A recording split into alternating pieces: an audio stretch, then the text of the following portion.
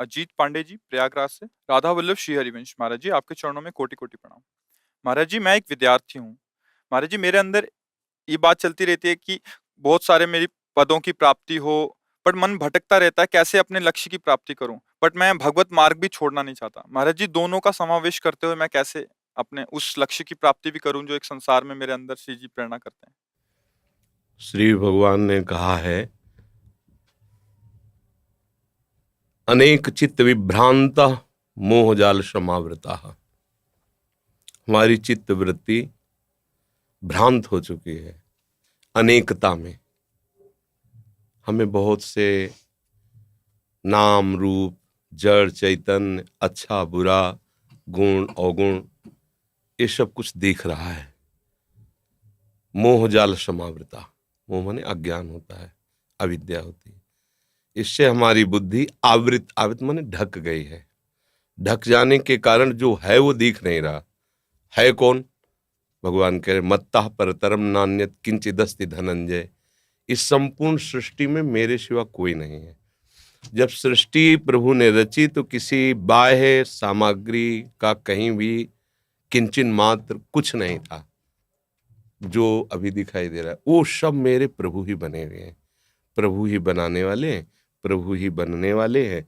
अब ये सृष्टि को जब हम प्रभु के भाव से देखेंगे, मान लो हम अभी भगवत भाव से नहीं देख पा रहे, लेकिन है ना प्रभु की, प्रभु हैं ये हम तो अनुभव नहीं कर पा रहे, पर प्रभु की है। प्रभु की है तो मुझे सेवा मिली है। अब विद्यार्थी सेवा मिली है तो मन वचन कर्म से एक अच्छे विद्यार्थी का जीवन निर्वाह करो। कोई भी पद तुम्हारे लिए दुर्लभ नहीं रहेगा।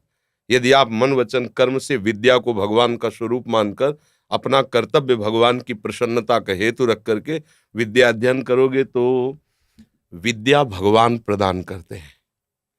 ये जो हम अपनी विद्या पढ़ के बुद्धि से करते हैं एक सीमित होती है, और जो भगवान विद्या प्रदान करते हैं तो असीम विद्या होती है, वो त्रिगुणातीत विद्या होती है, उसे कोई परास्त नहीं कर सकता।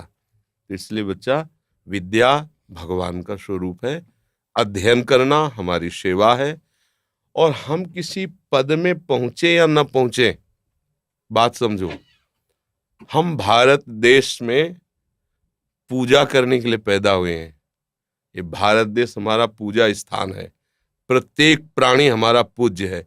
और हमें डॉक्टर बनावे, मास्टर बनावे, हमें पदाधिकारी बनावे तो हम पूजक होंगे, स्वामी नहीं होंगे। अगर हमारी ये भावना है तो हम एक किसान बनकर भी पूरे देश का हित कर सकते हैं।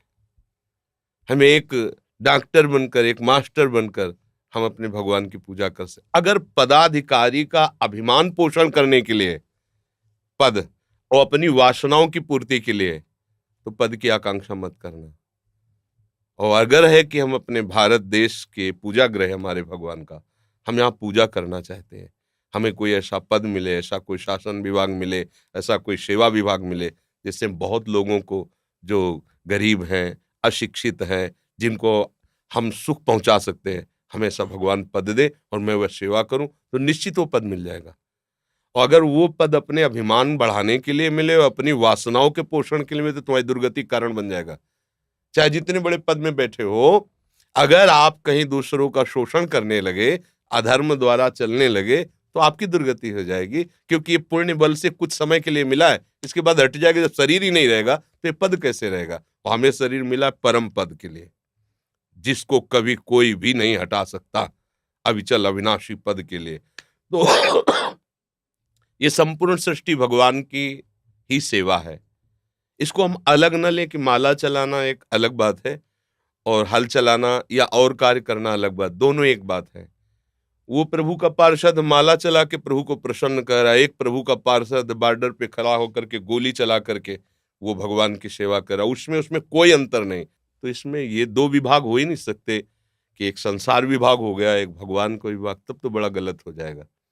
एक का ही विभाग है, सेवा के अलग अलग विभाग हैं। ये बात समझना। आपको समझ में आई?